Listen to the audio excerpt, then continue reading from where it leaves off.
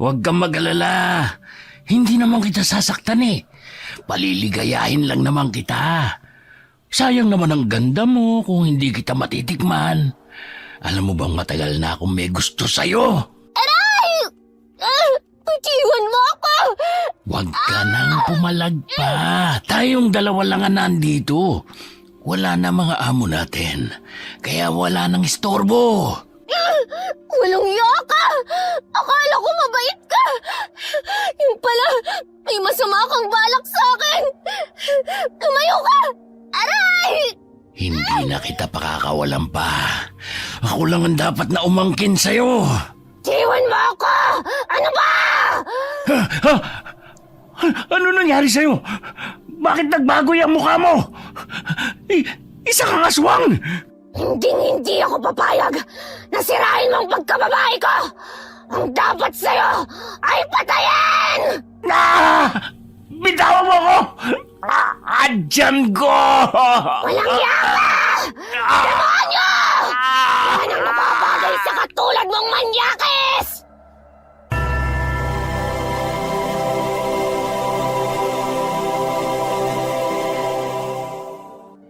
Pawis na pawis habang nagagapas ng damo si Kiko dahil maalinsangan ng panahon. Tinawag siya ni Lola Sita dahil tila wala itong kapaguran sa pagtatrabaho. Kiko, magpahinga ka na muna. Oh, itong kamote. Wala akong pambayad sa'yo, ha? Hindi pa nagpapadala ng pera si Fatima eh. Sapat na po tong kamote. Nakakabusog naman po to eh. Itong kape. Ipares mo riyan sa kinakain mo. Ay, paano ba naman? Sumasakit na ang balakang ko. Hindi ko na nalilinis itong bakuran. Maging ang mga tanim kong bulaklak, hindi ko na masyadong naaasikaso. Kasi hirap akong maglakad. Itong binti ko ay sumasakit dahil sa rayuma ko. Tamang-tama, may langis po akong dala rito. Kakagawa ko lang po yung tagabi. Ang bango ah. Ano bang inilagay mo rito? Sampagita po, Lola. Mamayang gabi po, gagawa ako ng langis na may luyang dilaw eh. Mabisa din po yun sa mga kabag ng mga bata. Binibenta mo ba ito? Kung bibili sila, binibenta ko naman ho. Kung hihingi naman, binibigay ko na lang. Kay bait mo talagang bata, Kiko. Bakit ba hindi ka pa mag-asawa? Hindi na po, Lola. Si Cherry lang po kasi nagmamay-ari ng puso ko. Wala na akong ibang babaeng mamahalin kundi siya lang. Mahigit 10 taon na rin mula nang iwan ka niya. Hindi lang sa kanya dapat umiikot ang mundo mo, Kiko. Buksan mo ang iyong puso para sa iba. Naku, Lola. Masaya naman po akong tumulong sa inyo eh. At saka masaya po akong nakikipaglaro sa mga bata. Kinusot niya ang ilong bago humigop ng kape. Kahit na tumatawa si Kiko, halata pa rin sa mukha niya ang lungkot. Mahigit 10 taon na siyang iniwan ni Cherry at sumama sa lalaking nakilala nito sa bayan. Hindi lubos matanggap ng binata ang pangyayari, kaya't hindi na ito muling umibig sa ibang babae. Ginugol na lamang niya ang panahon sa paggagapas ng damo sa mga palayan. Maging sa paglilinis ng bakuran ng kanyang mga kababaryo, kapalit ng pagkain o di kaya'y pera. Doon niya binubunto ng lahat ng sama ng loob. Lola, kailan ba uuwi ang masungit mong apo? Si Fatima? Hindi ko nga rin alam eh. Nag-aalala nga ako kasi nabalitaan ko sa radyo na may bagyo sa Maynila. Matagal na rin siyang hindi nakakabalik dito buhat nang umalis sila ni Aling Gina. Mga 3 taon na rin, iho. Ayon sa sulat na natanggap ko sa kanya, pinag-aaral siya ng kanyang amo. Sa sulat na lang kami nagkakausap ng apo ko eh. Pero kahapon, tumawag siya sa kaibigan niya. Nagkausap kami sa telepono. Hindi naman sinabi kung kailan uuwi dahil na-stranded pa raw siya sa bahay. Ay, ganun po ba, Lola? Nag-aalala kasi ako para sa iyo eh. Dahil palagi ka na lang nag-iisa rito. Ang layo pa naman ang mga kapitbahay mo. Bakit dito ka pa nagpatayo ng kubo sa gitna ng palayan? Marami namang pamamahay dito noon. Kaso, ibinenta ng may-ari ng lupa.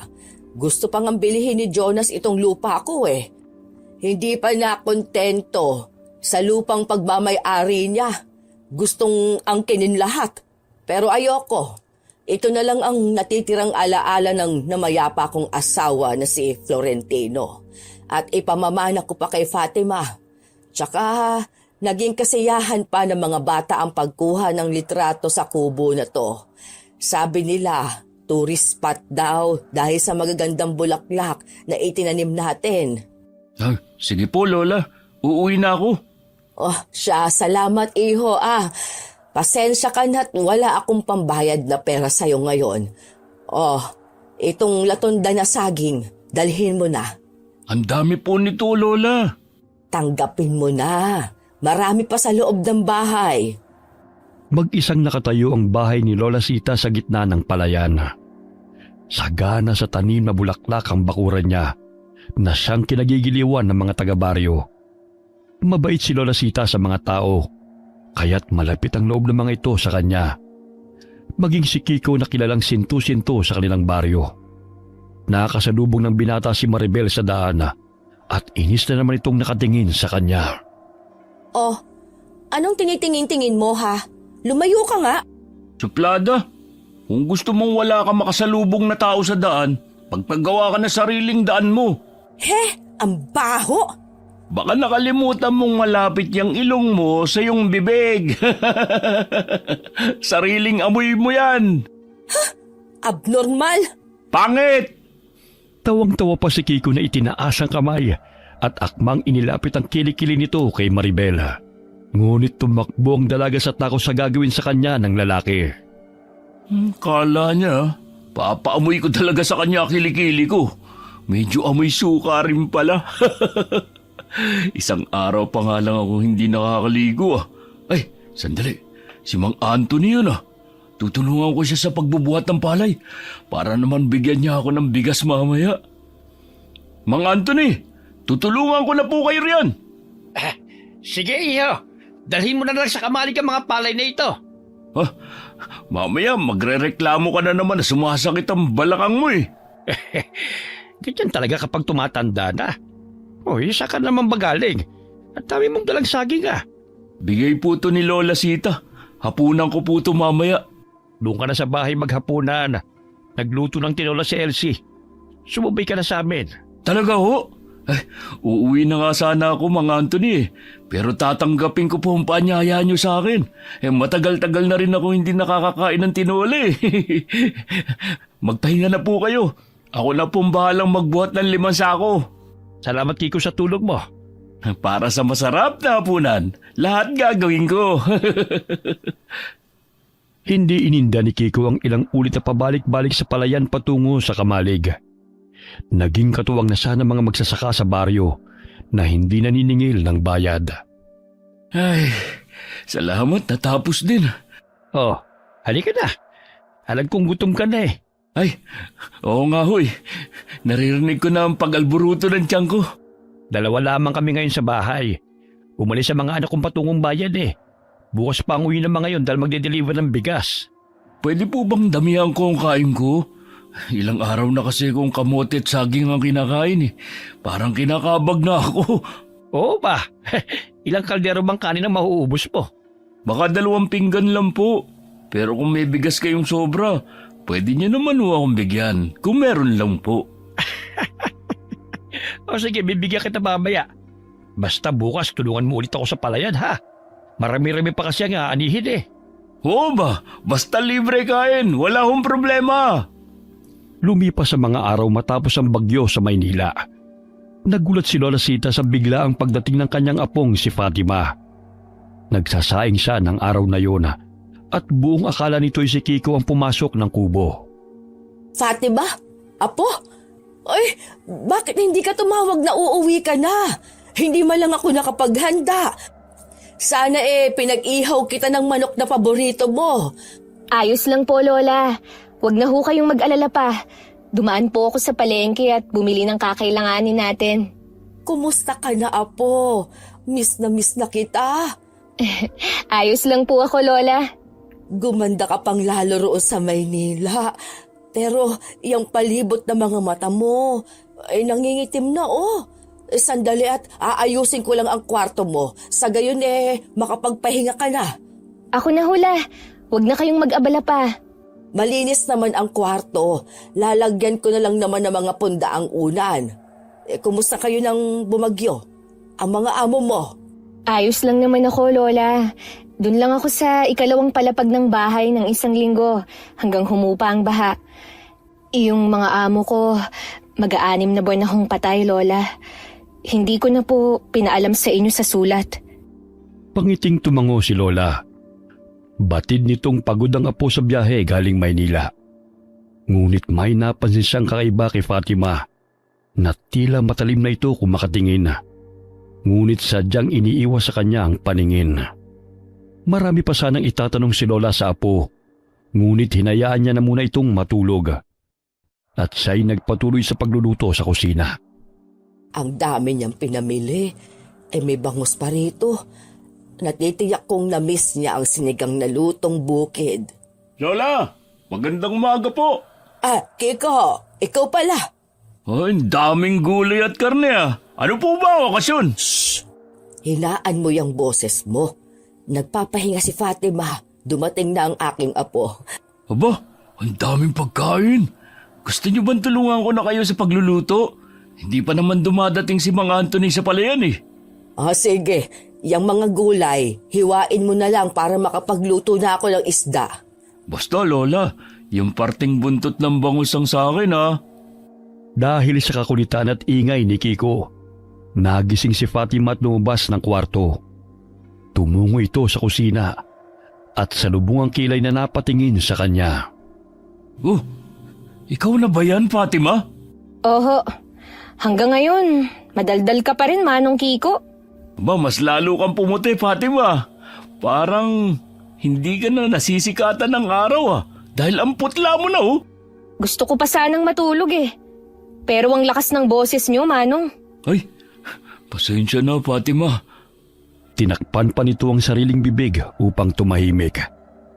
Bumalik ng kwarto ang dalaga at muling nagpahinga. Lola, ang putla niya. Wala bang araw sa Maynila? Aba, meron. Kaso nga lang, hindi siya masyadong lumalabas ng bahay dahil nag-aalaga sa mag-asawang matanda. Ganun pala. Lola, masarap ba yung biskwit na yan na nasa malaking lata? Sige, kumuha ka. Tikman mo kung masarap. Ay, ngayon lang ako makakakain nito. Ang astig dahil sa lata nakalagay. Tila batang binuksan ni Kiko ang lata ng biskwit at agad na kumuha. Ilang sandali nagpaalam na ito kay Lola matapos na magbaon nun sa kanyang bulsa. Natatanaw ko na si Mang Anthony. Salamat sa biskwit, Lola. Aalis na ho ako. Dahan-dahan lang. Mamaya madulas ka sa hagdan. Pumunta ka na lang dito at ipagtatabi kita. Basta huwag ka na lang maingay para hindi maistorbo ang tulog ni Fatima. Alam mo namang pagod yun sa biyahe. Tumango ito at agad na tinungo ang kinaroroonan ni Mang Anthony. Hinihingal pa ito na masayang inalok ang matanda ng dala nitong pagkain. Ay akala ko'y nauna ka na rito sa palayan. Bakit ngayon ka labang? Dumaan pa kasi ako sa kubo ni Lola Sita Gusto niyo ba ng biskwit? Ang dami nito Sa'yo na yan. Itago mo para pang merienda ka mamaya. Dumating kasi yung apo niyang si Fatima. Kaya ang daming pagkain ni Lola at binigay niya to sa akin. Binigay o hiningi mo? Hiningi. Pero pareho rin naman yun Siya, mag-umpisa na tayo mag-ani. Mamaya tanghaliin pa tayo Susunod na lamang rito ang mga anak ko. May inaasikaso pa kasi sila Sige ho. Tila walang kapaguran sa pag-aani ng palay si Kiko habang kumakain ng biskwit. Hanggang sa hindi nito namalayan na naubos na niyang maisubo ang huling piraso ng biskwit. Ay, wala nang natira. Yung pa naman na nagpapalakas sa akin. Kiko, may problema ba? Wala ho. Hinahanap ko kasi mga biskwit baka nalaglag sa paligid. Baka nalaglag dyan sa bibig mo. magpatuloy ka na sa pagtatrabaho. Mamaya bibili tayo ng tinapay. Talaga ho? Gusto ko yun. Muling nagdingning ang mga mata niya nang marinig ang sinabi ng matanda. Muli siyang napahinto sa pag-aani ng palaya nang mapada ng mga binatang nakapustura na hinatid ng tricycle. May mga dayo na naman. Sandali lang mga Anthony ha. Tatanungin ko muna ang mga lalaking yun kung nakita ba nila si Cherry. Hoy, ikaw! Bumalik ka rito! Ay nako, umiral na naman ang pagkasintu-sintu ng lalaking yun. Lahat na lamang ng taong pumupunta rito. E akala niya kakilala ng kanyang dating nobya.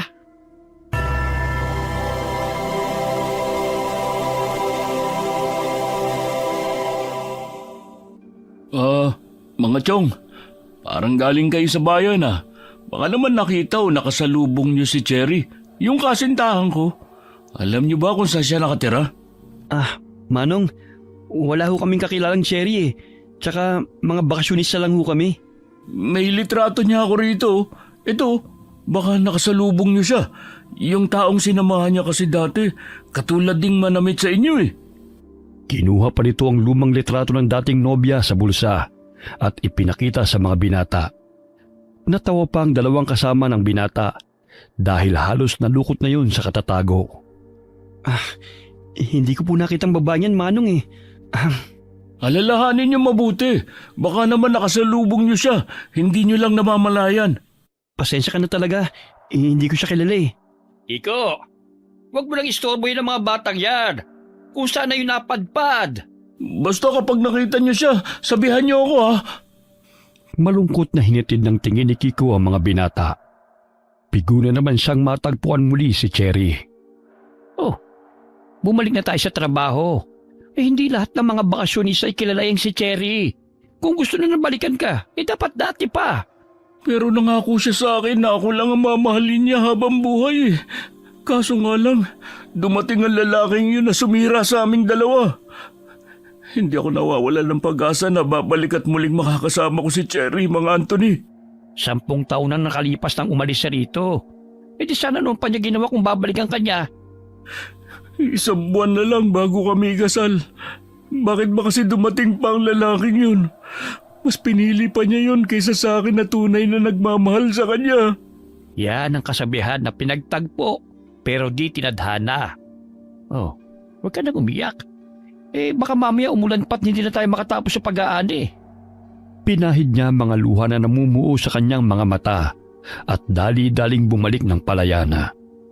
Doon niya binunto ng lungkot at muling nanumbalik sa kanyang alaala nang iwan siya ng babaeng kanyang iniibig. Nagulat si Mang Anthony nang bigla itong pumalahaw at naglupasay sa palayana. Oh, Kiko! Ano naman bang nangyari sa'yo? Nalipasan ka na naman ba ng gutom? Ay nako, ikaw talaga. Atakin pa ako sa puso sa ginagawa mong yan eh. Mga Anthony, hindi ko talaga matanggap na iniwan na ako ni Cherry. Hindi ko na alam kung saan ko siya hanapin. Lintik na lalaking yun. Bakit ayaw niyang ibalik ang mahal ko? Tumayo ka na nga riyan. Mananghalian na tayo. Parating na si Warren. May dala ng pagkain. Ha? Pagkain? Sige ho. Tama-tama. Gutom na ako. Basta pagkain, ang bilis mo talaga. Parang walang nangyari ah. Natawa na lamang si Mang Anthony dahil bumangon ito kaagad at pinahid ang mga luha. Muli na naman itong nakalimutan ang dinaramdama at patakbong nilapitan si Warren na may bitbit ng pagkain. Ilang sandali pa'y dumating din si Lola Sita at inahatid ang sinigang na bangus kay Kiko na nooy kumakain sa ilalim ng puno, di kalayuan sa kanilang kubo. Oh, itong ulam. Hindi ka naman dumaan sa bahay, iho? Salamat, Lola. Nakalimutan ko na eh.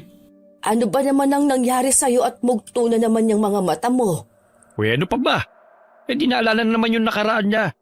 Pero kapag sinaniba ng spirito ng pagkain, parang walang nangyari. Nakangiti na oh. Oh, siya, uuwi na ako. Baka magising na si Fatima ipaghahanda ko na rin siya ng pananghalian. Mabutit nakauwi na pala siya. Ah, oo. Pagod na sa biyahe. Maiwan ko na kayo rito ha. Ipagpatuloy na lang ninyo ang pagkain.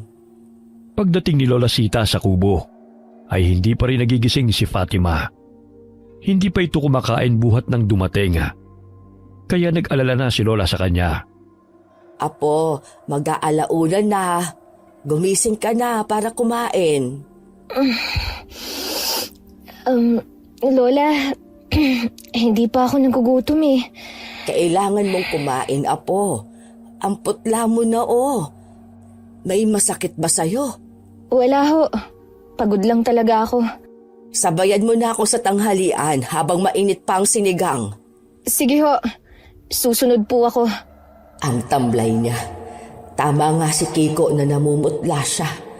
Malalim at nangingitim ang palibot ng kanyang mga mata.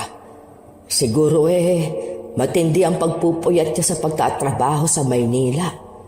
Ay, kawawa naman ang aking apo. Napakunot ang noo ni Lola.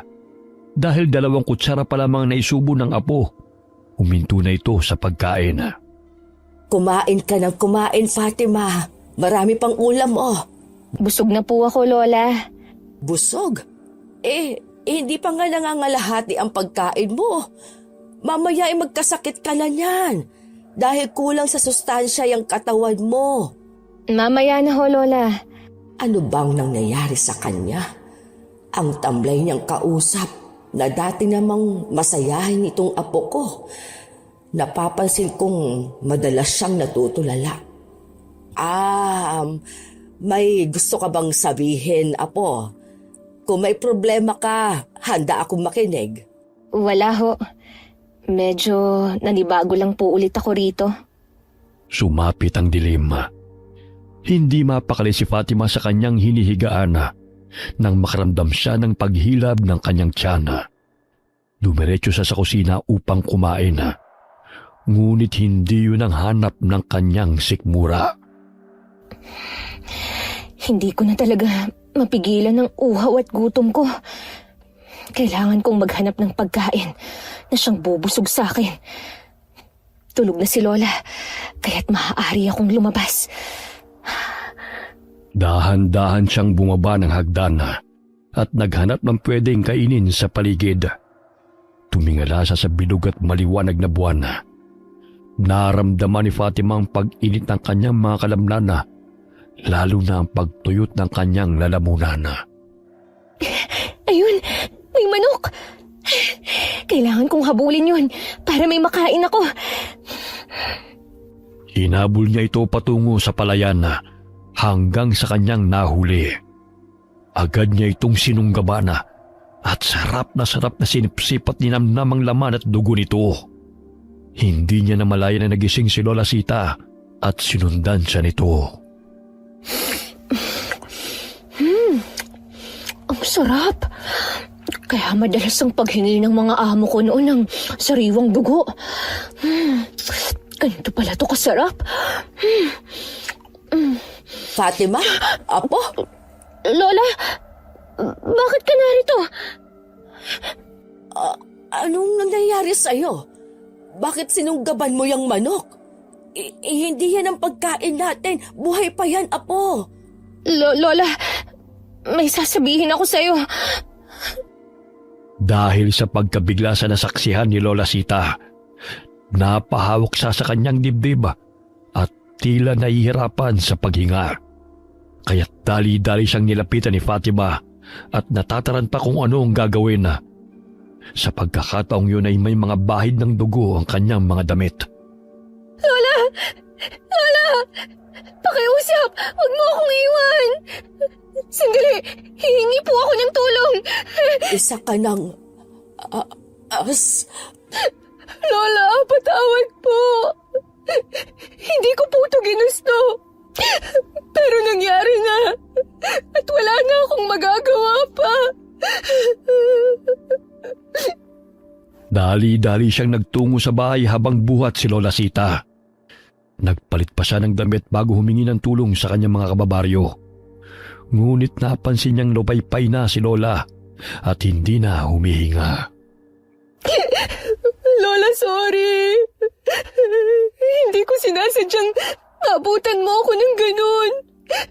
Sandali lang po. Hihingi ako ng tulong kay Mang Anthony. Tumakbo ang dalaga patungo sa bahay ng matandang lalaki. Nagkataon na naroon sa kamalig malapit sa tinitira nito si Kiko, kaya't napabalikwas ito ng bangon nang marinig ang boses ni Fatima. Oh, Fatima, anong ginagawa mo rito? Manong si Lola? Uy, ano nangyari kay Lola? Hindi na po siya humihinga. Tulungan niyo akong madala siya sa ospital. Ano? Ay bakit naman? Napagod na ba siyang huminga? Hindi. Inatake yata sa puso eh. Mang Anthony, tulong! Si Lola napagod na huminga! Ay, ano pala? Inatake sa puso! Nagising ang matanda nang marinig ang ingay ni Kiko at Fatima sa labas ng bahay nito. Nang malaman kung ano nangyari, ay dali-dali silang tumungo sa kubo ni Lola Sita at dinala ito sa pinakamalapit na ospital sa bayan, sakay ng tricycle. Ngunit hindi na naagapan si Lola at nawala na ito ng buhay. Kahapon lang, ang lakas-lakas pa ni Lola. Parang nagja-jogging pa nga na maghatid ng ulam sa amin. Ano ba ginawa mo kay Lola at inatake sa puso? Wala naman. Nadatnan ko lang siya sa kusina na nakahandusay. Hindi nila pwedeng malaman ang totoong nangyari. Papatayin nila ako kapag nalaman nilang... Oh, bakit ganyan ka na lang kung makatingin sa akin? May muta ba ako sa mata? Ha? Wala. Ikaw, Fatima, nahalata ako ng matalim ka makatingin, ha? May kinikim-kim ka bang galit sa akin? Yung biskwit, humingi ako kay Lola, ha? Baka sabihin mo, kumukuha na lang ako ng walang paalam. Ha? Ay, wala namang problema yun eh. Oh, paano na yun? Wala na si Lola. Sino na ang kakain ng natira? Masisira lang yun kapag hindi kinain. Sa'yo na lang yun. Hindi naman ako mahilig sa biskwit eh. Talaga? Hindi ka galit? Napabuntong hiningang tumango ang dalaga. Ilang sandali pa'y dumating si Mang Anthony at ibinalita na dadali na ang bangkay ni Lola sa morgue. Nakukonsensya si Fatima sapagkat siya ang sanhi ng sinapit ni Lola. Lola, sorry. Hindi ko po sinasadya. Kasalanan ko ang lahat ng ito. Ang lakas pa ni Sita nung huli kami nagkausap eh. Hindi ko sukat akalain na biglaan ang kanyang pagkamatay. Wala nga siyang maintenance sa gamot katulad ko eh. Rayuma lang naman ang alam kong sakit ni Lola eh. Hindi natin hawak ang ating buhay, Kiko. Kung oras na natin, ay wala na tayong magagawa. Nahahawakan ba yun? Napapailing na lamang si Mang Anthony dahil wala na naman sa tamang pag-iisip si Kiko. Tahimik na umiiyak si Fatima at lihim na sinisisi ang sarili sa pagpanaw ni Lola Sita. Isang linggong binurol si Lola sa kubo na tinitirhan nito sa gitna ng palayan. Maraming nalungkot sa pagpanaw ni Lola. May dalang malas yang si Fatima. Akalain nyo, namatay si Lola Sita nang umuwi siya rito. Huwag ka magsalita ng ganyan, Maribel. Walang sino man ang may gustong mamatayan. Ikaw na babae ka? Nakikikape ka na nga lang dito. Ang dami mo pang sinasabi. Masama talaga ugali mo kahit kailan. Nandito ka na naman? Mamaya umalis sa mga taong nakikiramay dahil sa itsura mo. Mukha kang taong grasa. Ikaw umalis dito. Dahil imbis na makiramay ka, pinipintasan mo pa si Fatima. Akin na nga yung kape at biskwit. Sira ulo ka talaga. Tama na nga yung bangayan yung dalawa. Nandito tayo para damayin sa pagdadalamhati si Fatima. Hindi yung mag-aaway kayo rito. Yung babaeng yan kasi, Mang Anthony, nakakainis. Mas nakakabwisit ka. Akala mo kagandahan. Mukha namang tipaklong. Tama na yan, Kiko. Padabog na umalis si Maribel dahil sa pagkayamot kay Kiko. Napadaan ito sa tindahan kung saan naroon ang mga bakasyonistang binata. Kaya't nagpapansin na naman ito. Alam nyo, ilang araw ko na kayong nakikita rito sa baryo. Kumusta naman ang pamamalagi nyo rito? Ako pala si Maribel. Ako si Ben. Ito yung mga kaibigan ko, sina Danny, Ryu, and Ken. Ikaw ang pamangkin ni Aling Lilet? Ang gwapo mo naman. Oo. Baka gusto ninyong mamasyal. Bukas ipapasyal ko kayo rito sa baryo. Okay lang naman eh. Kasama naman namin yung mga pinsan ko. Huwag ka na mag-abala pa. Wala naman akong gagawin bukas eh. Sumang-ayon na lamang ang mga binata sa pagpupumilit ng babae. Kinabukasan ay namasyal sila malapit sa ilog. Ngunit bago sila makarating doon, ay nadaanan nila ang kubo sa gitna ng palayan. May namatay pala rito? Oo, si Lola Sita. Palibasa, may dalang malas ang apo niya. Yun siguro yung babaeng madalas kong nakikitang nakadungo sa bintana tuwing gabi. Mukhang mabait naman yun Oh, halina kayo.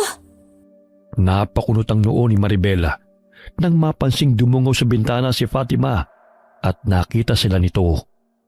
Tila na magnet ang paningin ng binata sa dalaga, kaya't hinila ito ni Maribel. Tara na, malamig ang tubig sa ilog, kaya't masarap maligo. Ngayon ko lang nasilayan ang mukha niya ng umaga. Madalas kasi tuwing gabi ko siya nakikita. Ang sabihin mo, nagpapapansin na naman yan. Hayaan mo na nga siya, pa-mysterious effect pa yan eh.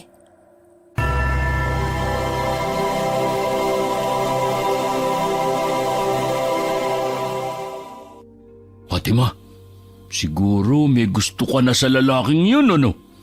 Kala mo siguro hindi kita napansin. Ganyan din ako kung tignan ni Cherry noon eh. Anong pinagsasasabi mo? Unang beses ko silang nakita rito sa baryo. Kaya't bago sila sa paningin ko. Sus, ayaw mo pang umamin ha? Kiko, tulungan mo na lang ako sa pagliligpit dito. Para bukas handaan ang dadali nating tinapay sa sementeryo. Ay, oo nga pala. Bukas na ang libing. Swerte naman ng mga tao dahil may merienda pa pagkatapos ng libing. Malayo na yung lalakarin natin eh. Tiyak na pagod at gutom pagdating doon. Inilibing si Lola Sita araw ng Sabado. Labis ang pighati na naramdaman ni Fatima sa pagkawala ni Lola. Lola, mahal na mahal kita. Hindi ko gustong mawala ka. Kasalanan ko ang lahat. Bitiwan mo na yung kabaong ni Lola, Fatima. Baka gusto mo ring ilibing kasama niya. Kiko, ang bibig mo. Siya kasi. Ayaw pang bitiwan yung kabaong. Gusto pa yatang sumama sa nicho eh. Ikaw talaga. Hayaan mo muna siya mamaalam sa huling araw ng kanyang lola. Matapos ang libing ay nanatili si Fatima sa kubo. Tanging sa gabi lamang ito lumalabas at pumupunta sa gubat upang maghanap ng makakain. Si Fatima yun ah. Sa gabi gising, sa umaga naman tulog. Parang vampirang babaeng yun. Mapuntahan nga. Hoy! Fatima! Bakit ka gumagala ng ganitong oras? Sa umaga ka mamasyal para mabawasan ang pamumutla mo. Nanggugulat ka na naman, Manong. Magpapahangin lang ako. Hindi kasi ako makatulog eh. Paano ka makakatulog kung nandito ka sa labas? Sabihin mo nga sa akin, Fatima. May pagkaaswang ka ba? Aswang? Hindi ah. Wala kaming lahing aswang. Kaya malabo yung sinasabi mo. Uy, sa bagay. Hindi naman kita nakitang tumuwad. Pero bakit kumukulot ang langis ko, ho? Aba malay ko. Baka may maligno sa paligid. Kaya umuwi ka na. Baka ikaw pa ang lapain nun. Hahanapin ko lang yung animal na yun. Nakakainis. Muntik pa niya akong mabisto. Naku, gutom na talaga ako. Hindi ko na mapigilan ng aking uhaw. Tumakbo pa uwi si Fatima upang iwasan na masaktan si Kiko dahil nanginginig na ang kanyang mga kamay na hablutin ng lalaki upang sunggaban. Hindi na maaaring maulit ang ginawa ko noon sa manyakis na katiwala ni Madam Ingrid. Una at huling beses akong papatay ng tao. Lingid sa kaalaman ng lahat ay naging aswang si Fatima dahil sa mag-asawang amo na binabantayan niya sa Maynila. Kapalit ng serbisyo niya ay ang malaking sahod. Ngunit mananatiling lihim ang tunay na pagkatao ng mga ito. Wala silang anak na mapag-iiwanan ng mga ari-arian. Kaya't kay Fatima nila iniwan ang bahay at mga naipon dahil matanda na rin ang mag-asawa. Ngunit hindi alam ng lahat na ang mga amo ng dalaga ay mga aswang. Madalas siyang kumukuha ng dugo sa blood bank na siyang kinukonsumo ng mag-asawa. Dahil sa katandaan ay pumanaw ang mga ito. Huli na nang malaman ni Fatima na pilalunok ng mag-asawang itim na mutya sa kanya habang siya'y natutulog. Wala na siyang nagawa ng magising isang gabi na nakatayo ang mag-asawa sa kanyang hinihigaang kama. Ang tanging salitang kanyang narinig ay ihahabili namin sa iyo ang lahat pati ang pagiging aswang. Sa gayon ay mananatili ang aming lahi. Buong akala niya ay isa yung panaginip. Ngunit nang akmang pagsasamantalaan siya ng lalaking katiwala, napagtanto niya na naging ganap na siyang aswang nang patayin niya ito at makita ang sarili sa salamin na tila isang mabangis na hayop. Pinalabas lamang niya na nilooban sila ng mga magnanakaw, kaya namatay ang lalaki. Kung hindi ako naging aswang, malamang ako ang pinatay ng lalaking yun. Kahit papano'y naipagtanggol ko ang aking sarili. Ngunit, naging dahilan din to na mamatay si Lola. Patuloy na hinahanap ni Kiko ang aswang na sanhi ng pag-apaw ng langis sa bote. Naaninag niya sa kakahuyan na may 2 tao na nagkukubli sa puno. Aha! Dito lang pala kayo nagtatago, ha? Mga maligno! Mga animal! Anong pinagsasabi mo, ha? Anong maligno? Ikaw? Sinasabi ko na nga ba eh. May tinatago kang kasamaan noong paman. Tignan mo tong bote ng langis. Bumubula dahil may masamang enerhiya akong nasagap. At ikaw yon. Masamang enerhiya ka riyan. Mukha mo ang mamasamain sa akin eh. Anong ginagawa niyo rito? At sino yung kasama mo? Dito pa talaga kayo gumagawa ng milagro, ha? Buwisit ka! Sinisira mo lang ang gabi ko. Siguro dito mo dinadala mga mabibiktima mo, no? Sira ulo! Malakas na sampalang dumapo sa pisngi ng lalaki dahil sa galit ni Maribel. Naudlot ang paglalampungan nila ni Danny na bakasyonista. Hindi na nakayanan ni Fatima ang gutom, kaya't muli itong lumabas ng bahay. May nakasalubong siyang aso, kaya't agad niya itong sinunggaban. Kailangan kong makaalis na rito. Parang may tao. Naku, si Maribel yun ah. Anong ginagawa niya sa labas ng hating gabi? Walang hiyang lalaking yun. Pakialamero talaga sira ulong yun. Hoy, maligno! Bumalik ka rito! Siguro ikaw ang dahilan ng pagkakasakit ng mga bata dito sa baryo, no? Tignan mo at muling umaapaw na naman ang langis ko! Ayaw mo talaga akong tantanan, ha? Hindi nga ako maligno, kagaya ng pinagsasabi mo. Ako pa talagang napagkamalan mo, no? Seryoso ka? Tignan mo tong bote! Di ba umaapaw ang langis? At ikaw lang naman na nandito, ah! Aswang ka! Aswang ka! Binatukan siya ni Maribel, kaya't natumba siya sa lupa. Nagtago si Fatima sa likod ng puno at nakamasid lamang sa pagtatalo ng dalawa. Napagkamalan pa niyang aswang ang babaeng yun. Mabuti naman at hindi ako ang naabutan ni Manong Kiko. Kita mo na! Ang lakas mo sumuntok! Isusumbong kita kay Mang Anthony! Aswang ka! Di magsumbong ka! Baliw! Tinadyakan pa siya ng babae bago siya iniwan sa kalsada. Bumalik siya sa kamalig na tinutuluyan niya malapit sa bahay ni Mang Anthony at hinihimas-himas ang batok. Ay, salamat naman. At nakaalis na ang 2 yun. Muntik na ako ron ah. Iniwan ni Fatima ang ilang bahagi ng katawan ng aso sa lilim ng puno at dali-daling umuwi ng bahay sa takot na may makakita pa sa kanya. Kinabukasan, nagimbal ang mga tao sa kanilang natagpuan at si Maribel ang itinuro ni Kiko. Si Maribel ang aswang! Sigurado ko dahil nagkaharap kami kagabi! Sigurado ka ba? Mali ang magbintang, Kiko. Oo! Binatukan pa nga niya ako eh! Diba, kapag umaapaw ang langis sa bote, may aswang na umaaligid? Siya lang naman ang nakita ko kagabi. Susunggabang pa sana niya yung binata. Mabuti na lang dumating ako, kaya hindi natuloy. Dumungaw sa bintana si Fatima at tinatanaw ang mga taong nagkukumpulan na. Batid niyang nagkagulo ang mga ito dahil sa natagpuang bahagi ng katawan ng aso. Pasensya ka na, Manong, ha? At hindi ko napigilan ang aking sarili. Hindi ko ginustuhang maging aswang. Hayop lang ang kakainin ko dahil ayoko nang pumatay ng tao. Nakiusyoso rin ang mga binatang bakasyonista. Napasulyap si Ben sa kubo sa gitna ng palayan kung saan naroon si Fatima. Mula nang masilayan niya ang dalaga, ay nakaramdam na siya ng paghanga sa ganda nito. Ayun siya. Mas malino kong nasisilayan ang mukha niya. Nag-iisa na lang pala siya sa buhay. Natigil ang pagpapantasya ni Bena nang marinig ang boses ni Maribel na naghuhurmentado. Muli nitong sinugod si Kiko dahil sa sinasabi nitong siya ang pumatay sa aso. Ikaw na baliwat sira ulo, ha?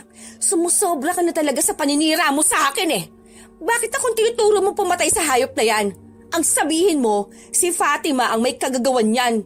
Dahil mula nang dumating ang babaeng yan dito sa baryo, sunod-sunod na ang kamalasan. Marami na rin mga hayop ang nawawala. Pati ang manok panabong ni tatay, natagpo ang balahibo at paa na lang natira. At bakit si Fatima sisisihin mo? Eh ikaw to nakita kong gumagala kagabi ah. Ito pa nga yung kalmot mo sa bato ko. Oh. Nagkapasa pa ako dahil sinipa mo pa ako. Eh pakialamero ka eh. Tama na yan. Sa barangay na lamang kayo magpaliwanag. Nagkakasakitan na naman kayo. Tumindi ang galit ni Maribel kay Fatima. Dahil sa kabila ng pangakit ito kay Bena, ay hindi pa rin siya pinapansin ito. At tanging ang dalaga sa gitna ng palayana ang madalas nitong bukang bibig. Kaya't kahit walang ebidensya na ang dalagang pumatay sa mga hayop sa baryo, ay idinawit niya ang pangalan nito. Hapong-hapo na tinungo ni Kiko ang kubong tinutuluyan ni Fatima matapos ang paghaharap nila ni Maribel sa barangay. Walang pinatutunguhan ng kanilang usapan kaya't agad siyang umalis doon kahit nagsasalita pa ang babae. Mas mabuti pang kausapin ko mga bulaklak ni Lola kaysa harapin ng babaeng yun. Nakipagtagpo lang daw siya sa manliligaw niya. Sinungaling? Manong, sinong kausap mo riyan? Itong mga bulaklak. Hindi mo man lang to dinidiligan. Nalalanta na oh. Kung nabubuhay pa si Lola, malulungkot siya kapag ganitong itsura ng mga tanim niya. Kaya kung hindi ka marunong mag-alaga sa mga to, ako na magdidilig tuwing umaga. Dinidiligan ko naman eh. Pero ganyan pa rin ang itsura. Ang dapat kasi kinakausap mo sila para sumigla. Ang tamlay-tamlay mo eh. Kaya nalanta tong mga bulaklak. Pumasok ka muna rito, Manong. May nilagang sabako rito. Himala, at nakipag-usap ka na sa akin, ha? Noon, ang sungit-sungit mo eh. Pagpasensyahan niyo na po ako. Naging mailap lang ako sa tao mula pa noon eh. Narinig ko kasi kanina na pinagtanggol mo ko kay Maribel. Maraming salamat po. Wala ka namang kinalaman sa pangyayari. Inggit lang kasi yun sa'yo, kaya kanya sinisiraan. Siya naman ang tunay na aswang eh. Manang-mana siya sa ugali ng kanyang amang si Jonas. Mag-iingat ka, Fatima. Dahil bali-balita ako na gusto niyang kunin tong palayan ni Lola. Noong pa niya pinag-iinitan kahit nabubuhay pa si Lola. Huwag kayong mag-alala. Hindi ko po ito ipagbibili. Ito na lang ang natitirang alaala ko kay Lolo at Lola. Tsaka isa to sa kinagigiliwan ng mga kabataan. Kaya gusto kong panatilihing namumukadkad yung mga bulaklak. Dahil yun ang kasiyahan ni Lola. Kinuha ni Fatima ang palad ng lalaki at binigyan niya ito ng pera. Nanlaki ang mga mata nito dahil sa hindi makapaniwala. Huh? Saan mo to kinuha? Ang laking pera nito ah. Ninakaw mo ba to? Naku, hindi ah. Galing yan sa ipon ko, Manong. Ibili mo ng pagkain. Alam kong kailangan mo yan eh. Ayos na ako sa 100. Sa'yo na itong 2,000. Sige na, Manong. Hindi ko naman kailangan ng maraming pere. Mas importante pa rin ang peace of mind. Tsaka maging masaya kasama ang mahal sa buhay. Alam mo, Manong, sobrang nanghihinayang ako sa panahon na hindi ko nakapiling si Lola. Sa pagnanais na mabigyan siya ng magandang buhay at hindi marimatatong lupa na nooy sinangla namin nang siya'y nagkasakit. Eto, kasalanan ko po ang lahat kung bakit siya namatay. Miss na miss ko na po siya. Hindi mo naman ginusto na ayaw ng huminga ni Lola eh. Huwag mong sisihin ang sarili mo. Ikaw talaga, Manong. Nagpapatawa ka pa. Nakikita mo ba yung binatang yun? Panay tingin dito. Mukhang may gusto yun sa'yo. Tsaka naririnig ko sa mga binatang naninirahan dito na maganda ka raw. Kaso nga lang, suplada. Maraming nagkakagusto sa'yo, Fatima. Hindi naman po ako interesado sa kanila eh. Pasimpleng kumatok sa bakod si Bena kasama ang mga kaibigan nito upang humingi ng permiso na kumuha ng litrato sa kubo na pinaliligiran ng mga bulaklak sa palayan. Magandang umaga ho, Manong, Miss. Fatima ang pangalan niya. Anong kailangan mo? Akyat ka ba ng ligaw? May dala ka ba diyang gin? Ho? Kukuha lang sana po kami ng picture dito kasi ang ganda ng view eh. Anong view? Kinakain ba yan? I mean ang lugar ho. Ang lugar ang kukuhanan niyo, si Fatima. Bulok na style mo, Chong. Alam ko ang pakay mo. May gusto ka sa kaibigan ko, no? Namula ang pisngi ng binata, sabay napakamot sa ulo nito. Hindi na ito nakalusot pa kay Kiko dahil prangka itong magsalita. Akala mo siguro hindi ko nahalata tingin mong yang kay Fatima, no? Lumulusot sa bintana kanina pa eh. Oh, siya, kumuha na kayo ng litrato dyan. Huwag nyo nalang pitasin ang mga bulaklak, ha? Maging si Fatima ay natawa sa sinabi ni Kiko. Walang preno ang bibig at hindi nahihiya. Ngunit bago pa man umalis si Kiko, ay naglakas loob si Ben na makipagkilala kay Fatima. Tumugo naman ang dalaga dahil gusto niyang mamuhay ng normal at makihalubilo rin sa mga tao kahit malaki ang pagbabago sa kanyang pagkatao. O siya, maiwan ko muna kayo. Bibili lang ako ng pagkain. Ang ganda ng lugar niyo, no? Kasing ganda mo, Fatima. Salamat. Nagbabakasyon lang kayo rito, no? Ngayon ko lang kasi kayo nakita eh. Oo. Taga Maynila kami. Gusto lang naming makalanghap ng sariwang hangin eh. Malayo sa polusyon at sa problema na rin. Saglit silang natigil sa pag-uusap nang padabog na lumapit si Maribel sa kanila. Taas ang kilay nitong lumapit sa binata at mahinang itinulak nito si Fatima. Lumayo ka kay Ben at sa mga kaibigan ko. May dala kang kamalasa sa baryong to. Baka hindi lang hayop ang lapain mo eh. Baka pati sila.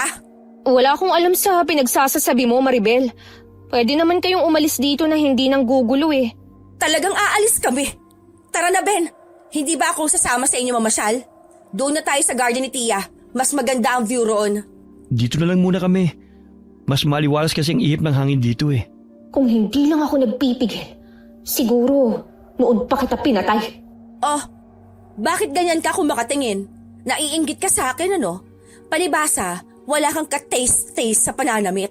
Kahit galing kang Maynila, manang ka pa ring manamit. Lumabas ka ng bakuran ko! Labas! Bago ko pa pagbuhuli ng dila mong yan! Umalis ka na lang, Maribel. Nakakaya kay Fatima. Dahil ako nakiusap na pumunta rito eh. Huwag ka na mag-iskandalo. Binangga pa nito si Fatima nang lumabas ng bakuran. Ngunit umuusal ang dalaga ng mga kataga sa kanyang isipan, dahilan para madapa ito sa kalsada. Nakakasalubong na naman ito si Kiko na may daladalang pagkain. Aray! Ang sakit ng paa ko. Hoy, Maribel! Siraulo ka rin, ano? Lumalangoy ka ng walang tubig. Che, pareho lang kayo ng babaeng yun. Puro kamalasan ang dala. Ngek-ngek mo! Buti nga sa'yo! Oh, kita mo? Muli na namang umapaw ang langis sa bulsa ko! Aswang ka talaga, Maribel! Kinuha nito ang langis sa bulsa at ibinuhos sa ulo ng babae. Kaya't muling nagwala si Maribel. Inusalan pa siya ni Kiko ng orasyon na animoy tinataboy ang masasamang espiritu. Bitiwan mo nga ang ulo ko! Walang hiya ka, talagang baliw ka! Ginawa mo pa akong suman sa baho ng langis. Tumayo ka na dyan! Walang tutulong sa'yo dahil napakasalbahe mo! Manong, tulungan mo na siya. Huwag kang tumulad sa masamang gawain niya. Bahala siya! Napakaarte! Hindi naman maganda! Labag man sa damdamin na tulungan ng babae mula sa pagkakadapa, ay inakay niya itong tumayo. Dumikit ang ilong ni Maribel sa kilikili ni Kiko, dahilan na masinghot nito ang maasim na amoy ng lalaki. Buwisit! Amoy suka! Ang baho mo! Ikaw na nga itong tinutulungan eh! Ikaw pa itong galit! Magtiis ka! Huwag puro reklamo! Natawa ang mga binata sa kapilyuhan ni Kiko. Maging si Fatima ay hindi nakapagpigil ng tawa. Umalis ka na at huwag nang manggulo pa. Bago ko pa ipasingot sa iyo yung kabilang kilikili ko. Mas maasim pa to kaysa sa isa. Sa laula ka! May araw ka rin! Mangyak-ngyak itong umuwi ng bahay at nagsumbong sa ama nitong si Mang Jonas. Kaya't gano'n na lamang ang pagkayamot ng lalaki dahil akala nito'y inapi ang kanyang anak. Ayon na rin sa kwento sa kanya ni Maribel. Tay, hindi ako papayag na api-apihin ang Fatima na yan. Lalo na lang siraulong Kiko na yon. Sinisiraan ako sa mga tao na aswang daw ako. Gumawa ka ng paraan para maapalaya sa mga buwisit na yun sa baryo na to. Sumapit ang gabi. Napabalikwas ng bangon si Fatima nang may marinig na mga yabag sa paligid. Sumilip siya sa bintana at naninag niyang papalapit ang dalawang tao sa kubo. Ano kaya ang gagawin nila rito? Hindi si Manong Kiko yun. Sino kaya ang mga to? Bago pa nila ako masaktan, uunahan ko na sila. Kinuha ni Fatima ang tungkod ng bintana at handa ng suguri ng mga lalaking gustong pumasok sa kubo. Pilit na binubuksan ng mga ito ang pintuan hanggang sa masira ang siradura. Nabuksan ko na. Halugugin mo ang bawat sulok. Sinabi rin ni boss na hanapin ang titulo ng lupa eh. Bukod sa takutin ng babaeng yan. Akala niyo siguro, maiisahan niyo ako ha? Etong sayo! Ang iyong ko! Aray! Ang sakit! Hindi ako papayag! Naguluhin niyo ang buhay ko! Naging agresibo si Fatima ng gabing yun. Unti-unting nagbago ang kanyang anyo bilang aswang. Madilim, kaya't hindi napansin ng dalawang lalaki ang kanyang kulubot na muka. Sino kayo? Anong bakay niyo sa akin? Aray! Ang ilong ko! Tama na yung paghampas! Papasagin ko ang bungo mo kung hindi mo sasabihin kung sino ka!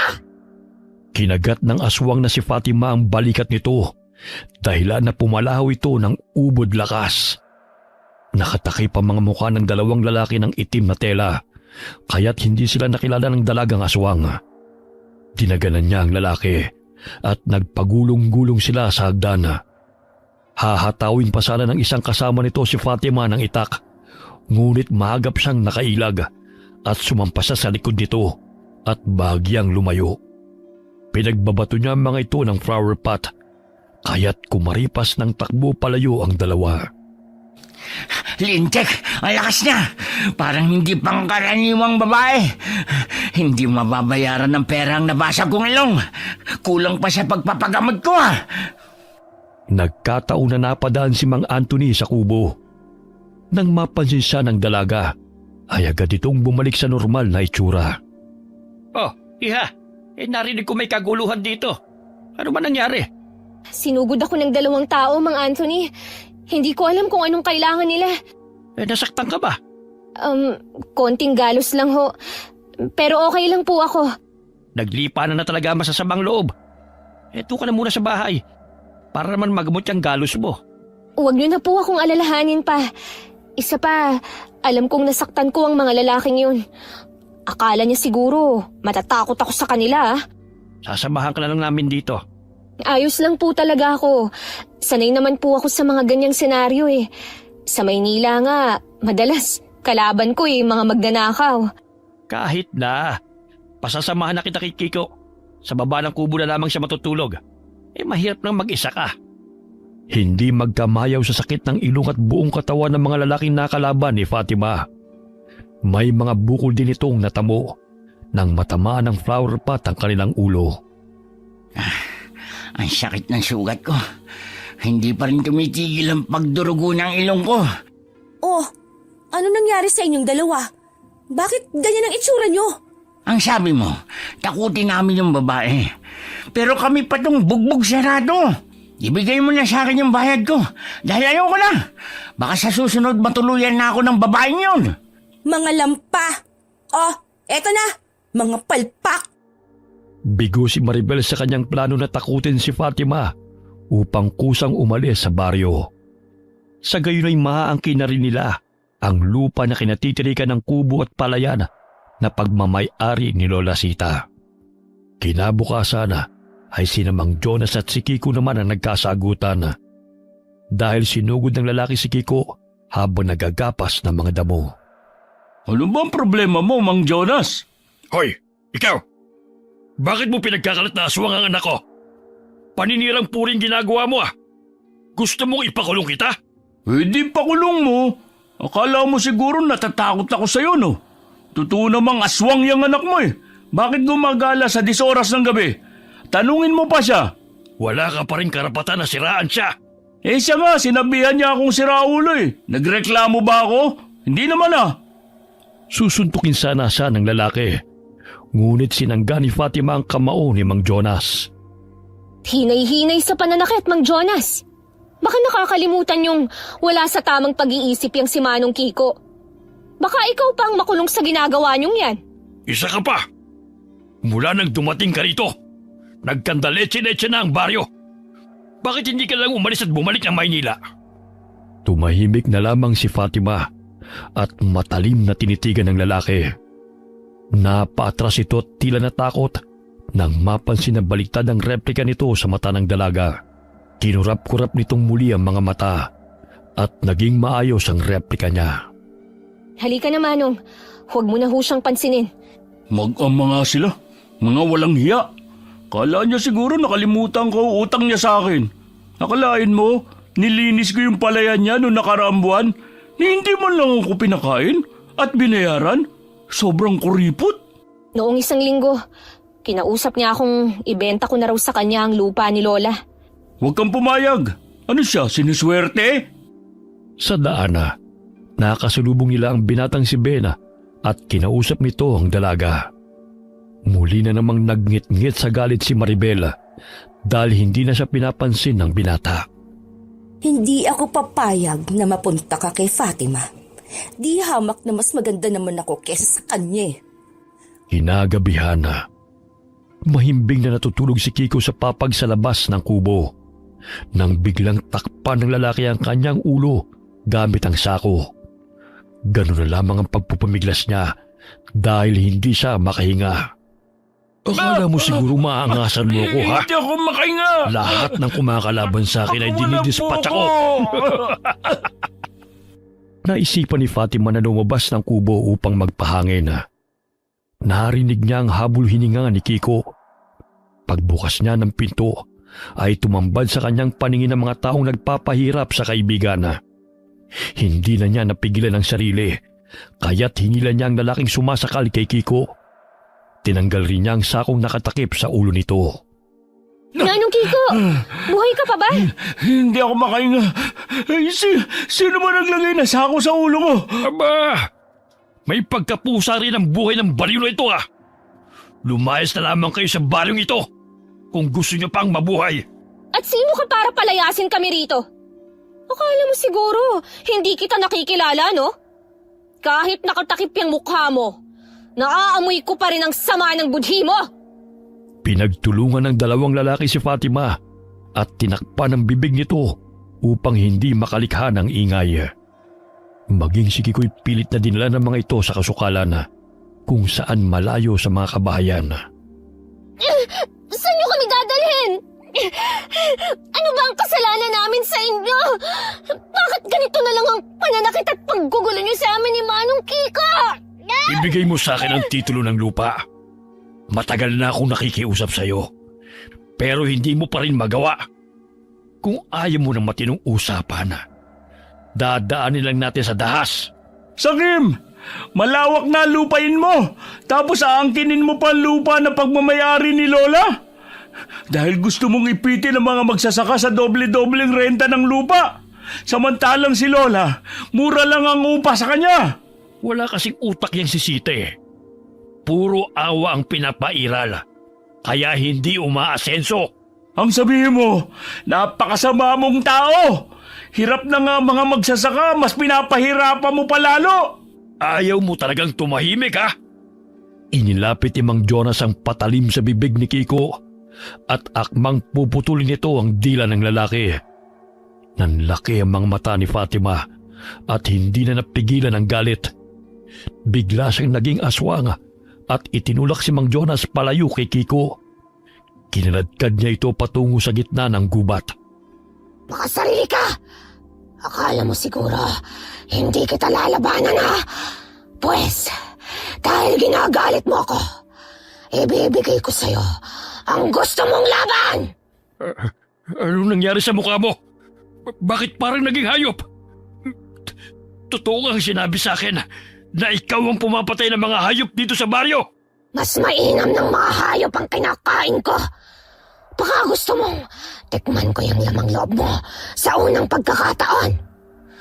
Alam ko, ang pagpapahirap mo sa mga magsasaka, imbes na makatulong ka sa kanila, mas lalo mo pang pinahihirapan ang kanilang buhay. Kahit kailan, hindi ko ibibigay ang lupa na hinihiling mo! Demonyo! Kampun ka ng demonyo! Lumayo ka sa akin!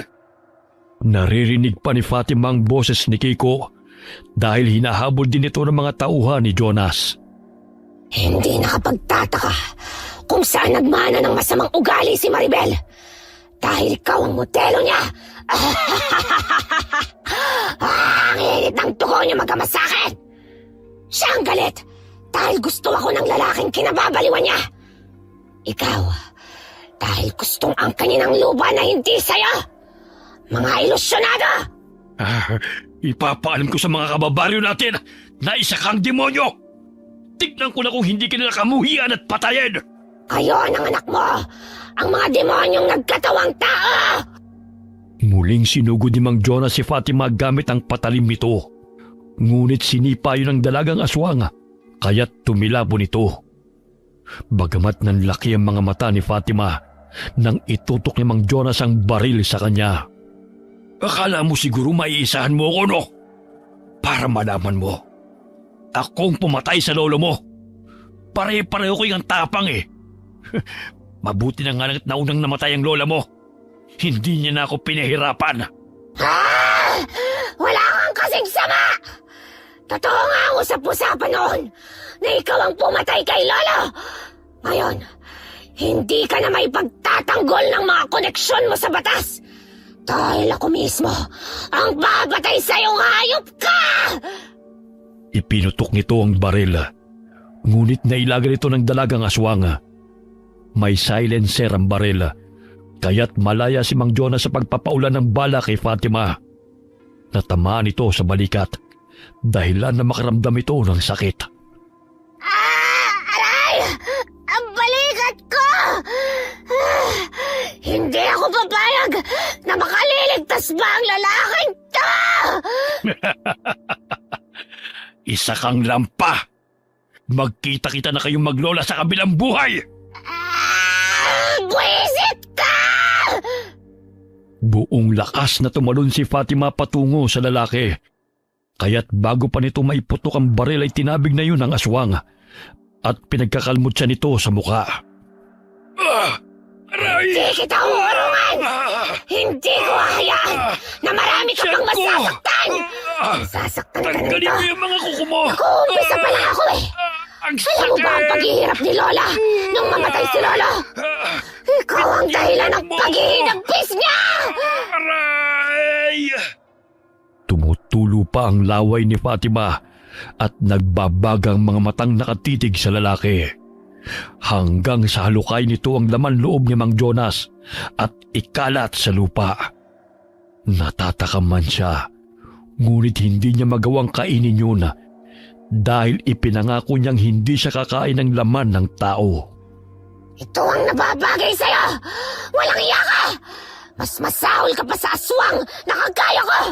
Ikaw ang tunay na salot! Fatima? Aswang ka? Pinatay mo si Mang Jonas?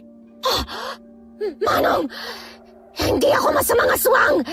Hindi ko ginustong magkaganito! Biktima lang din ako! Papalapit na ang mga tauhan niya. Magtago ka. Mahirap na malaman nila na isa kang aswang. Mas manganganib ang buhay mo. Halika na, Manong! Tumakas na tayo! Mauna ka na, Fatima. Susunod ako. Siguruhin mo lang na walang makakakita sa'yo at linisin mo yung katawan mo. Sinunod ni Fatima ang sinabi ni Kiko. Kumaripas ito ng takbo palayo at pumunta sa ilog upang maglinis ng katawan. Nang mapansin ni Kiko na malapit na ang mga tauhan ni Jonas, umupo ito sa tabi ng bangkaya at pinukpok ng bato ang ulo ng lalaki upang makaganti man lang. Alam kong patay ka na, pero nanggigigil ako sa'yo eh. Papatayin mo pa talaga ako, no? Tumakbo siya sa lungat sa direksyon kung saan tumungo si Fatima upang hindi ito masundan ng mga kalalakihan. Ginawa niya yon upang hindi si Fatima ang paghinalaan na pumatay kay Mang Jonas. Pagdating ng ilog ay nilinis ni Fatima ang katawan at hinanap si Kiko sa kasukalan. Magbubukang liwayway na, ngunit hindi pa rin niya ito natatagpuan. Nakaramdam siya ng pagod at unti-unting dumilim ang kanyang paningin at nawala ng malay. Nagising siya sa malamig na bimpo na dumampi sa kanyang pisngi. Nasaan ako? Aray, ang sakit ng balikat ko. Fatima, nandito ka sa bahay ni Natsyang Lilit. Nakita kitang nakahandusay sa labas ng bakuran kaninang umaga. May sugat ka sa balikat, marami kang galos. Ano bang nangyari sa'yo? May mga taong sumugod sa amin ni Manong Kiko sa kubo. Mabuti na lang at nakatakas ako. Si Manong, nakita niyo ba siya? Hindi. Pinaghahanap nga siya ng mga tao eh. Dahil may nakapagsumbong na pinatay niya si Mang Jonas. Ano? Bakit siya pa ang pinaghahanap? Kami nga itong muntikan na nilang patayin eh. Mabuti na nga lang at nakatakas ako. Sigurado akong maging ako pinaghahanap na ng mga yun. Nandito si Mang Anthony. Kausap ni Chang. Nakipagsagutan nga sa mga tao eh. Dahil pinalalabas ng mga ito na si Kiko ay aswang. Dahil sa karumal-dumal na sinapit ni Mang Jonas. Demonyo ang Jonas na yun! Kaya kasing sama ng ugali niya si Maribel. Aray! Ang balikat ko! Magpahinga ka na muna. Malalim ang sugat mo eh. Sino palang nagpalit ng damit ko? Si Tia Lilit. Napangiti si Bena nang makita na bahagyang namula ang pisngi ng dalaga. Sa pag-aakala na ang binata nagbihis sa kanya. Sana naman nakaligtas si Manong Kiko. Nasaan na kaya siya? Kumusta ng pakiramdam mo, Fatima? Eto po, masakit ang balikat ko. Pero daplis lang naman po ito eh. Si Manong Kiko, kasama niyo ho ba? Yun na nga ang problema eh. Pinaghahanap siya ng mga tao at itinuturo sa pagkamatay ni Jonas. At sinasabi pa nila na aswang si Kiko. Dahil hindi pangkaraniwang pagpatayan nangyari. Pero sinugod nila kami sa bahay. Sila ang may kasalanan at hindi si Manong Kiko. Gusto nila kaming patayin dahil gusto niyang kunin ang titulo ng lupa ni Lola Sita. Siya nga rin ang pumatay kay Lolo. Sinabi niya sa akin, kailangang mahanap ang mga tauhan niya. Sila ang tunay na salarin, hindi si Manong Kiko. Alam ko, pero malakas ang koneksyon ni Jonas sa mga kapulisan. Dahil mataas na opisyal na pulis ang kapatid doon. Malabong paniwalaan nila ang testimonya mo. Maghahanap tayo ng ebidensya upang hindi madiin si Kiko sa kaso. Kalaban niya mga otoridad maging ang mga tao rito sa baryo na sinasabing aswang siya. Kaya pinaalis ako ni Manong dahil siya ang umako ng ginawa ko. Sana nasa maayos siyang kalagayan. Hahanapin ko siya at papanagutin ko ang lahat ng taong gustong pumatay sa amin. Dumito ka na lang muna para may makasama ka hanggang sa gumaling ka. Gusto kong umuwi. Doon na lang ako sa kubo magpapagaling. Tsaka, ayoko ring madamay pa kayo eh. Ang ikinatatakot ni Fatima ay kung makita siya ng mga ito na nagbabago ng anyo bilang aswang. Sa kubo ay malaya siyang nakakagalaw, anuman ang kanyang naisin. Wala nang nagawa si Mang Anthony at Bena, kundi ang ihatid siya sa kubo na tinutuluyan nito. Nasa lubong nila ang mga kapulisan na siyang nag-iimbestiga sa pagkamatay ni Jonas. Maging si Maribel at ang ina nito'y naroon na. Hulihin niyo ang babaeng yan! Kasabwat siya ng Kiko na yun na pumatay sa aking ama! Bakit Maribel? Nandun ka ba sa pinangyarihan ng krimen? Kaya nasabi mo yan? Ang iyong amang lumusob sa kubo ko para saktan kami ni Manong Kiko. Nakikita mo ba tong sugat ko? Siya ang may kagagawa nito. Kaya kung huhulihin niyo man ako, mga sir, sana maging patas kayo sa pag-iimbestiga. Hindi yung magiging one-sided kayo. Dahil lang sa kilala niyo ang pamilya nila. Ilang beses na akong nag-report sa bayan tungkol sa umaaligid na tao sa kubo na tinitirhan ko. Oh, may ginawa ba kayo, ha? Diba wala? Kung namatay man niyang si Mang Jonas, deserve niya yon. Siguro, nilapa siya ng mababangis na hayop sa gubat nung tumatakas siya. Kaya bakit sa amin yun ni Manong Kiko isisisi ang lahat? Sumama kayo sa kubo nang malaman niyo ang panggugulo at pananakit nila sa amin. Ang sabihin mo, ikaw ang hayop na tinutukoy mo. Simula lang tumuntong ka sa baryo, marami nang nagaganap na hindi ka nais-nais. Takot ka sa resulta ng mga pinaggagawa niyo. Hindi si Manong Kiko ang may kasalanan, kundi ang iyong amang sakim. Pagbabayaran niyo ang ginawa niyo kay tatay, mabubulok ka sa kulungan. Mukha mo ang bulok! Nadatna ng mga kapulisan ang mga pisi at sako na ginamit upang patayin si Kiko. Ayon na rin sa salaysay ni Fatima. May mga bahid na mga dugo sa bakuran niya na siya nagpapatunay na sinugod nga siya ng mga taong sinasabi niya. Maging ang isang pares ng guwantes na naiwan doon ay kinuha ng mga pulis. Formal siyang nagsampa ng reklamo ukol sa pangyayari. Kaya't ang reklamo ni Maribel sa kanya na siyang sala rin sa pagpaslang kay Mang Jonas ay hindi napatunayan dahil walang matibay na ebidensya na makapagpapatunay na siya nga ang pumaslang. Bagkus siya pa ang naging biktima. Bagamat natuon pa rin ang lahat ng sisi kay Kiko. Umalis ang kapulisan, ngunit hindi pa rin matanggap ni Maribel ang nangyari sa kanyang ama. Walang hiyang babaeng yun. Hayop siya. Ako mismo papatay sa kanya. Ininigpit ni Fatima ang nagkalat na mga gamit sa kubo. Hindi pa rin naaalis sa kanyang isipan kung nasaan na si Kiko. Walang yung Maribel na yun. Ang lakas pa ng loob na sisihin kami. Samantalang ang kanyang amang sumugod dito upang patayin si Manong. Nahuli ko silang ipinasok nila sa sako ang ulo ni Manong at muntika ng putulan ng ulo. Kung namatay man niyang si Jonas, dapat lang yun sa kanya. Si Kiko nga bang pumatay kay Jonas? Hindi ho. Matamlay na sagot ni Fatima sa matanda. Hindi niya masabi ang totoo na siya ang pumatay kay Jonas. Sige na ho, Mang Anthony. Pwede niyo na ho akong iwan dito. Magpahinga na rin kayo. Ikaw talagang bata ka. Gusto mo na lang mapag-isa. Nanganganib na nga ang buhay mo, ayaw mo pa rin magpasama. Hindi naman ho sa ganun.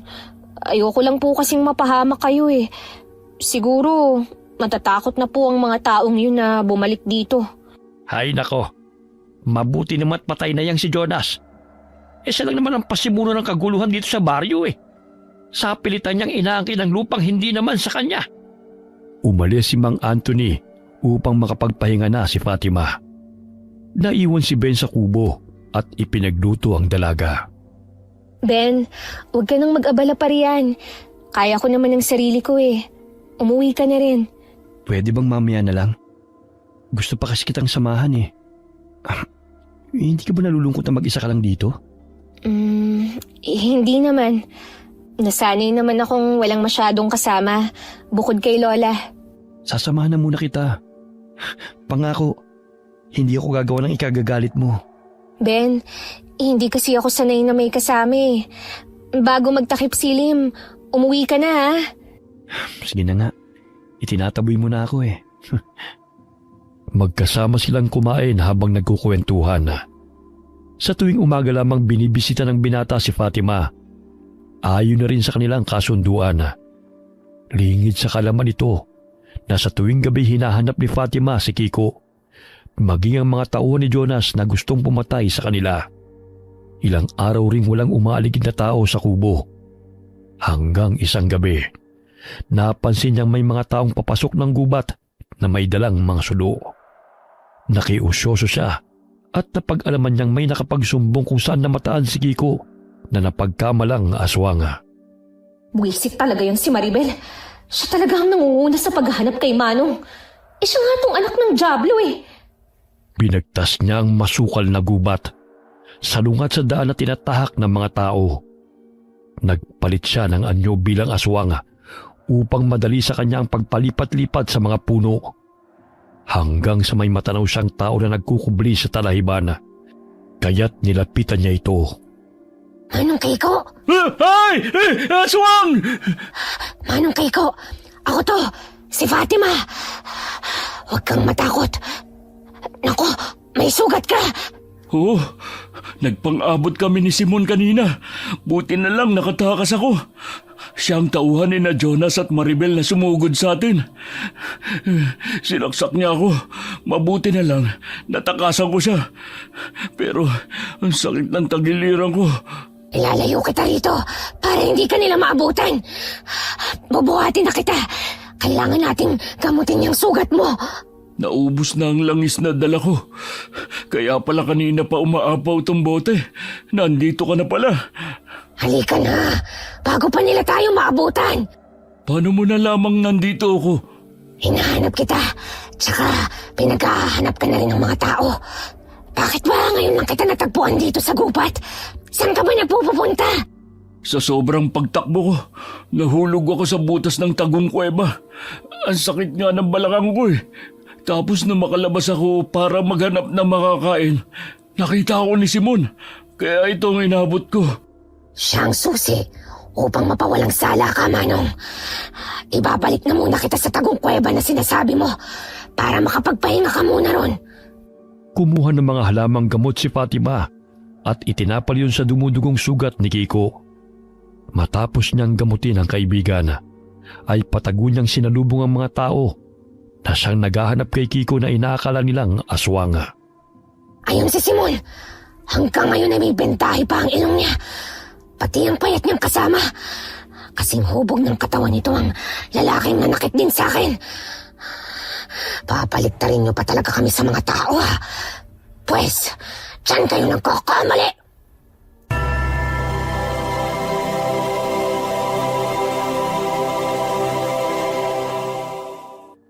Oh, nasa nang si Raulong Kiko na yon?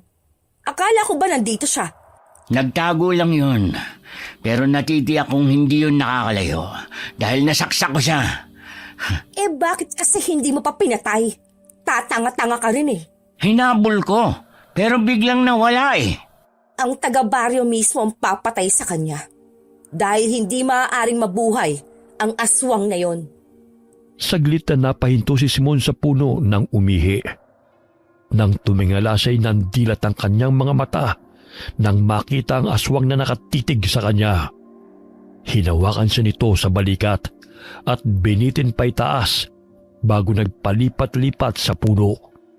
Hindi ito nakasigaw ng busalan ng dalagang aswang ang bunganga nito ng dahon ng saging bago pa ito makahingi ng tulong sa mga kasamahan nito. Nasaan na bang lalaking yun? Wala naman si Kiko rito ah. Kanina pa kami naghahanap eh. Kahit anino na si Raulong yun eh, hindi ko mahagilap. Nagpalinga-linga ito sa paligid, ngunit hindi nito makita ang lalaki sa mga taong naroon. Hindi nito namalay na tangay na pala ito ni Fatima. Aray! Saan mo ba ako dadalhin? Pakiusap, huwag mo akong patayin. May asawa at mga anak ako na umaasa pa sa akin. Yun naman pala eh. Eh bakit mas pinili mong kumuha ng kasamaan? Alam mo namang may kabayaran yon, di ba? Wala na akong pagpipilian eh. Kailangan ko ng pera. Lalo na may sakit ang aking asawa. Malaking halaga ang suhol sa akin ni Maribel at Boss Jonas. Kaya pumayag ako. Hindi kita papatayin. Pero may kondisyon ako. Sige, sabihin mo lang ang gagawin ko. Basta, huwag mo lang akong patayin, pakiusap. Sabihin mo sa mga tao ang totoong pinapagawa sa iyo ng magamang yon. Mababawasan na ang iyong kasalanan. Maliligtas ka pa mula sa kamatayan. Dahil sa mga sakim at walang iyang katulad niyo'y kawawa ang mga inosenteng tao. Kagaya na lamang ni Keiko at Fatima. Ano ba ang kasalanan nila? Bakit gusto niyo silang mawala sa baryong to? Ha? Ewan ko ka ng Maribel at Boss Jonas. Baliw rin kasi ang magamang yun eh. Payag ka ba sa gagawin ko? O iuhulog kita sa puno? Ayun, taas! Makiusap, huwag mo akong bitawan. Nalulula pa naman ako sa mataas na lugar. Halika na! Puntahan na natin sila! Pakiusap naman, dahan-dahan. Baka mabitiwan mo ako eh. Bago inilapag ng dalagang aswang ang lalaki, ay tinalian niya ng baging ang katawan nito upang makasiguro na tutupad ito sa usapan nila. Sa oras na hindi ka magsabi ng katotohanan sa mga taga-baryo, alam mo na ang kahihinatnan mo! Oo, bangako, sasabihin kong kabulastugan ng magamang yon. Sa katunayan, ilang araw na rin akong hindi pinapatulog ng konsensya ko eh. Inilapag ni Fatima ang lalaki sa lupa habang hawak ang baging na pumulupot sa katawan nito. Hindi lamang sa bewang, meron din sa mga braso, binti at leeg. Mga kasama, may sasabihin ako sa inyo. Matagal na akong binabagabag ng konsensya ko. At... Nakalambitin ang patiwarik ang dalagang aswang at bahagyang hinihila ang baging na nakapulupot sa leeg ng lalaki. Kaya't humihigpit ito. Samantalang napatigil sa paghahanap kay Kiko ang mga tao at natuon ng pansin sa kanya. Hoy Simon, ano ang pinagsasabi mo ha? Nasaan na si Kiko? Mama Maribel, hindi ko na talaga kaya. Parang sasabog na sa bigat ang dibdib ko. Inaakusahan si Kiko na siyang pumatay kay Sir Jonas. Pero nagawa lang niya yun upang depensahan ang sarili niya. Mga kasama, sinugod namin ang kubo na tinutuluyan ni Fatima.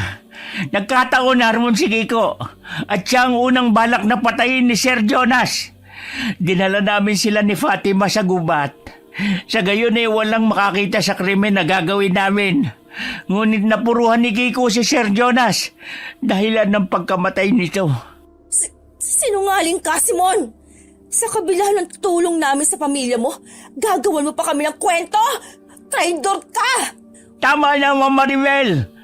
Ilang beses na akong umayaw sa utos nyo, pero wala akong magawa dahil kailangan ko ang pera para sa pagpapagamot ng aking asawa.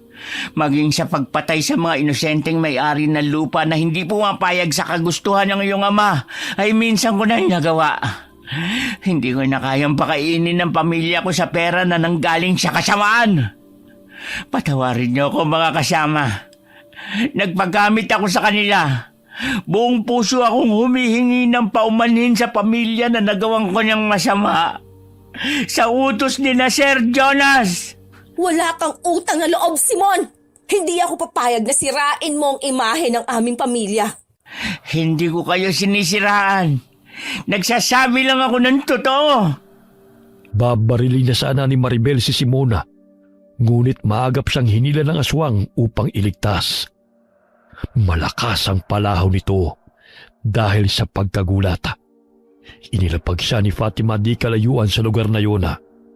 Kumaripas siya ng takbo at inagawang baril sa babae. Nagalit ang mga tao sa isiniwalat ni Simona. Maging ang isang lalaki ay nagpatunay na totoo ang sinabi nito.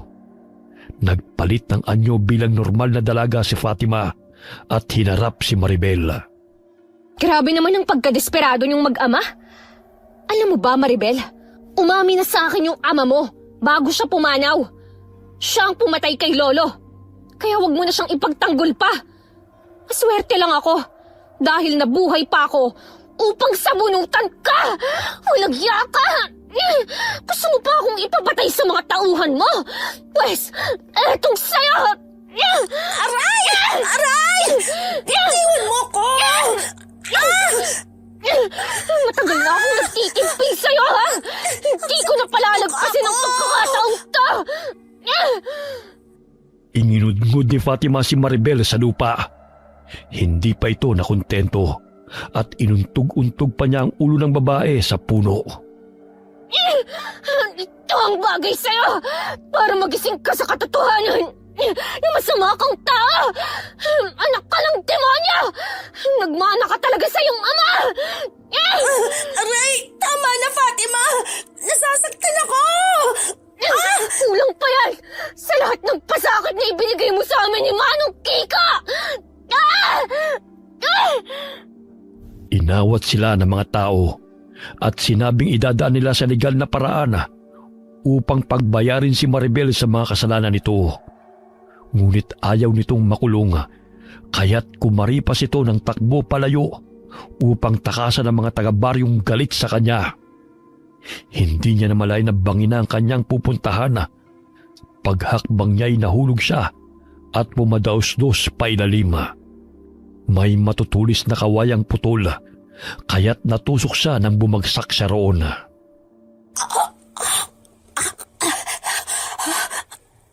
Aray! Tumulong! Dahil 5 kawayan ang tumusok sa kanyang katawan at ang 2 lumusot pa sa kanyang dibdib, hindi nagtagal ay nawalan siya ng buhay. Hinanap ng mga tao si Maribel, ngunit natagpuan nila itong bangkay. Kusang sumuko sa kapulisan sina Simon at Abelardo at isinalaysay nila ang mga nagawang krimen sa utos ng mag-amang Jonas at Maribel. Kinaumagahan, sinundo ni Fatima si Kiko kung saan niya ito iniwan. Nakaupo na ito at hinihintay ang pagbabalik ni Fatima. Manong Kiko, tara na. Uuwi na tayo. Ha? Ay, baka nandiyan pa yung mga tao at papatayin ako. Sumuko na sina Simon at ang kaibigan niya. Tsaka pinaghahanap na rin ng kapulisan ng iba pa nilang mga kasamahan. Paano nangyari yun? Di ba pulis ang tiyuhin ni Maribel? Maabsuelto rin ang mga yun. Dito na muna ako. Manong, hindi naman lahat ng pulis ay kagaya ng iniisip natin eh. Marami pa rin namang gumagawa ng kanilang tungkulin at hindi nasisilaw sa pera. Big salute sa mga kagaya nila. Patay na rin si Maribel dahil sa kanyang pagtakas. Ay, salamat, makakalaya na tayo. Hindi na ako magtatago buong buhay ko. Inalalayang tumayo ni Fatima si Kiko. Nabalitaan ni namang Anthony at Ben ang nangyari, kaya hinanap nila ang dalaga. Natagpuan nila ang mga ito sa loob ng gubat na inaakay si Kiko. Mabuti na hanap namin kayo. Halika naman ng Kiko. Nandito ang tropa para buhatin ka. Dumating sila sa bahay ni Mang Anthony at agad na ginamot ng matanda si Kiko. Ganun na lamang ang pasasalamat nila dahil ilang beses mang pinagtangkaan ng kanilang buhay ay nanatili silang ligtas. Mang Anthony, may pagkain ba kayo rito? Ilang araw na ako hindi kumakain eh. Nananaginip na lang ako ng adobo at tinola. Pagkagising ko, puro dahon ang nasa paligid. Pinagluto ko na ni Fatima at Lilit. Maya-may kakain na tayo. Ay, salamat naman. Hindi na ba ako inaakusahan ng mga tao na aswang? Baka naman paglabas ko rito, sugurin na naman nila ako. Malinaw na sa kanila na sina Jonas at Maribel ang may kasalanan. Nagkatinginan sila ng dalaga at tikom ang bibig ni Kiko tungkol sa tunay na pagkatao ng dalaga. Nanatili ang kubo sa gitna ng palayana kung saan naninirahan si Fatima. Mas lalo pa itong gumanda dahil sa namumukadkad ng mga bulaklak sa paligid at sa loob ng bakuran na siyang dinadayo ng mga tao sa naturang lugar. Kung nabubuhay lang si Lola Sita, siguradong masayang-masaya yun kapag nakita niya yung mayabong yung mga bulaklak. Oo nga po, Manong. Maraming salamat sa lahat ng sakripisyo niyo upang manatiling lihim ang tunay kong pagkatao. Malaki ang utang na loob ko sa inyo. Gusto ko rin pong sabihin na ako ang dahilan ng pagkamatay ni Lola. Hindi ko po sinasadya na makita niya akong kumakain ng laman ng aso eh. Kaya inatake siya sa puso. Matakaw ka rin pala, kagaya ko, no? Kahit kailan, hindi nagagalit si Lola sa pagiging matakaw. Kaya huwag mo nang sisihin ang sarili mo sa pagkamatay niya. Maraming salamat, Manong, sa pag-intindi niyo. Magkapatid na ang turingan nilang dalawa. Nagpatayo ng kubo si Kiko sa tabi ng kubong tinutuluyan ni Fatima. Nanatili rin silang magkaibigan ni Bena sapagkat hindi pa siya handang makipagrelasyon. Lalong-lalo na, hindi pa siya handang sabihin ang tunay niyang pagkatao sa binata. Naging payapa ang pamumuhay ng mga taga-baryo at naging malapit sila sa dalaga. Ngunit lingid sa kaalaman ng nakakarami na ang nakatira sa kubo sa gitna ng palayan ay isang magandang dilag na isa palang mabait na aswanga. Okay, sana po nagustuhan niyo ang kwento natin ngayon. Pabati muna po tayo. Belated happy birthday kay Phoebe Ranyada. Sorry po ma'am sa late greetings ha. Shout out kay Maria Consuelo Benitez. Hi kay Elizabeth Dunca. Hi Cheryl Montino. Hi kay Giselle Arca Gatawan from Banisilan, North Cotabato, Mindanao. Hi kay Rosalie Riambonanza from Saudi Arabia.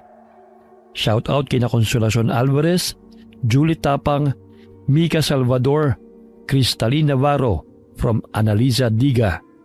Hi kay Parida Campiao from Qatar. Hi Honey Love Sweetman from Bahrain. Shout out kina Cafe, Dina at Yeng from Frida Chico. Alright, maraming salamat po sa inyong lahat and God bless all of you.